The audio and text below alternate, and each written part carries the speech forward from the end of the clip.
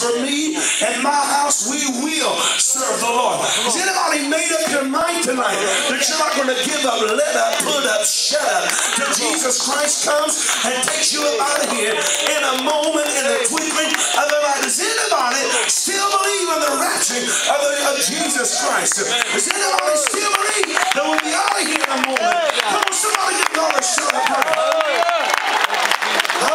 Somebody shout, I believe it, I believe it. But until then, I believe that God is calling the church back to the book of Acts. And saying that, I want to say this, that I believe that God began to revolutionize people to becoming the church. And he began to revolutionize the church to begin to do ministry. Somebody say ministry.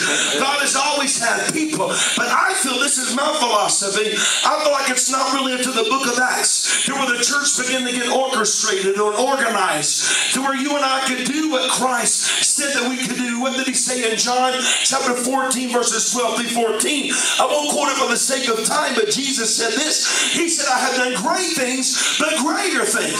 Hallelujah. Come on, somebody shout greater things. Shout it like you really want it, greater things. Come on, shout it again, greater things. Greater things than this shall you do. Think about the 30-something miracles that he did. I'm not going to quote them, but here's some. He made the lame to walk, the dumb to talk, the blind to see, the deaf ears to open, the impediment of speech to be able to talk clean again. He spit in the mud and wiped it in the blind man's eyes. It caused the guy to see. He was interrupting funeral processions, pulling them up out of the casket instead of them going to the grave. I can see him going on with you, how Jesus stumbled into a graveyard and caused a maniac, demoniac to become minute all over again and to be able to sit down at his feet. One of my favorite is, and I probably told you, but I'm going to tell you again, is I love the story of Lazarus. Don't you like that story? Yeah. I love it because, as you know, you see two sides of Christ. I don't want to get sidetracked because I've got 17 chapters to go, but I got to share this with you. You see the human side, right? You see how Jesus came to the tomb of his best friend and he was dead. Somebody shout, he was dead. He was dead, and it was not the third day. Keep that in mind, and we'll revisit that. It was not the third day, but it was the fourth day. And so Jesus is weeping and crying, and all of a sudden all the kinfolks of Lazarus said, well, I can imagine them kind of getting a little smarty breeches with Jesus. Can I use that? Kind of getting a little smarty pants and say, well, we're just so glad that you showed up, but don't you think that you're a little late? It's the fourth day. Man, this is a message right here. You say, what's the big deal about the fourth day? We know that anytime Jesus shows up, it's right on time, right? But the reason why they were struggling, my God, with the fourth day is this. I found out not too long ago that according to their beliefs, a lot of them believe that when somebody died, when your loved one died, that they believe that that spirit would sit beside the body and the tomb for 3 days and hoping that some type of life would come back to the body. But after the fourth day, the body starts stinking, and the chance of the spirit, I know that's not, I don't believe in disembodied spirits. Are you following me? But this is what they believe. That is, as long as it's before the fourth day, everything was going to be all right. But anybody know it was the fourth day when Jesus showed up at Lazarus' tomb? Come on, somebody.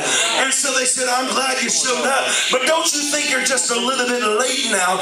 And then you see the divine side. Jesus wiped away the tears, and now the divine side said, roll away the storm. Hallelujah. And I love this story because here's something that's going on. Can you imagine? I didn't mean to get off on this. It's y'all's fault. Ever preached longer than 30 minutes. But listen to me. Can you imagine what's going down in paradise at Abraham's bosom?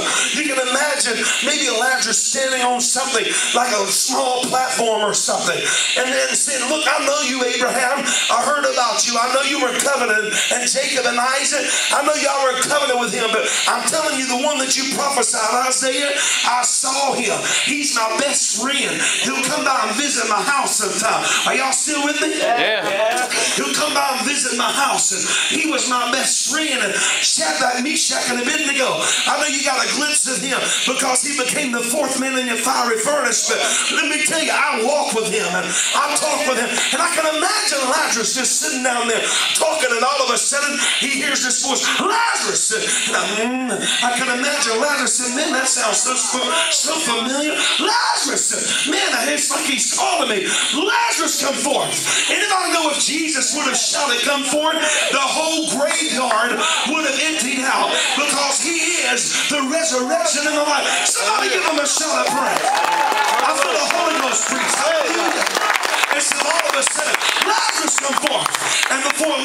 knew what was happening. He could be talking to all those that have gone before him. But all of a sudden the spirit leaves paradise, meets up with a body that is laying in the tomb where the stones rolled away. And before Lazarus realized what's happening, he's wrapped up in grave clothes and he comes hopping out of the grave.